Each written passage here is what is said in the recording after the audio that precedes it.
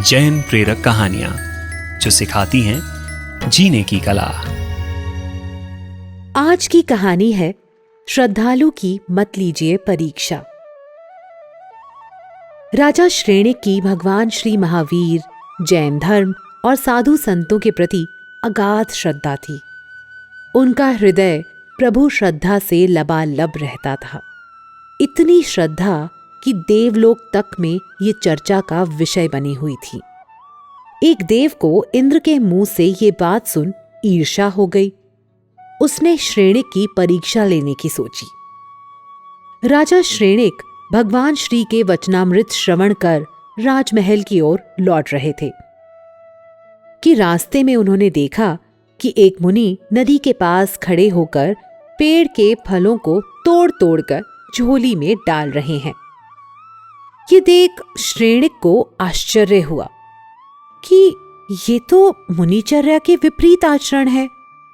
उन्होंने मुनि से कहा, आप अहिंसा महाव्रतधारी होकर ऐसा दोषायुक्त कृत्य क्यों कर रहे हैं? मुनि ने कहा, मैं ही नहीं, सभी मुनि ऐसा करते हैं। श्रेणिक ने कहा, अच्छा, पहले गलती करना, ऊपर से गलती छिपाने के लिए दूसरों पर दोष लगाने की और गलती करना।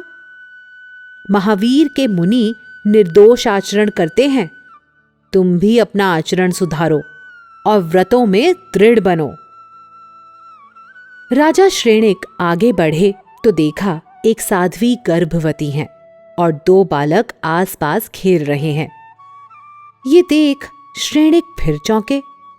उन्होंने पास जाकर कहा, हे आर्या, आप ऐसा दुष्कृत्य करके क्यों अपनी आत्मा के पतन के साथ जिन शासन की अवहेलना करना चाहती हैं? साध्वी ने कहा, मुझे बाद में समझाना, पहले जो दूसरी साध्वियां ऐसा कृत्य कर रही हैं उन्हें समझाओ। ये सुन श्रेणिक ने कहा, सावधान, ऐसा एक भी गलत शब्द बोला तो पहले पाप, ऊपर से दोषारोपण का महापाप। अभी भी कुछ नहीं बिगड़ा है। जाओ प्रभु श्री महावीर के पास और अपने पापों का प्रायश्चित करो। मैं अभी तुम्हारी सारी व्यवस्था करवा देता हूं।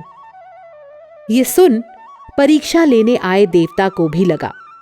वास्तव में श्रेणिक की धर्म अधर्म की विवेक दृष्टि और सत्य के प्रति श्रद्धा जबरदस्त है। देव ने अपनी लीला समेटी और श्रेणिक से कहा, आप मेरी परीक्षा में खरे उतरे। मैं तुमसे प्रसन्न हूं। कोई वर मांगो।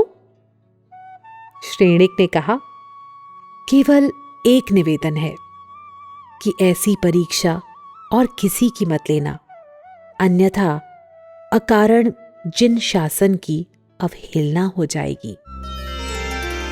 परमात्मा की आज्ञा के विरुद्ध कुछ भी कहा हो तो मिच्छामि दुक्कडम। जैनम जयतु शासनम। और जैन प्रेरक कहानियां सुनने के लिए जुड़े रहिए पार्श्वनाथ मीडिया के साथ।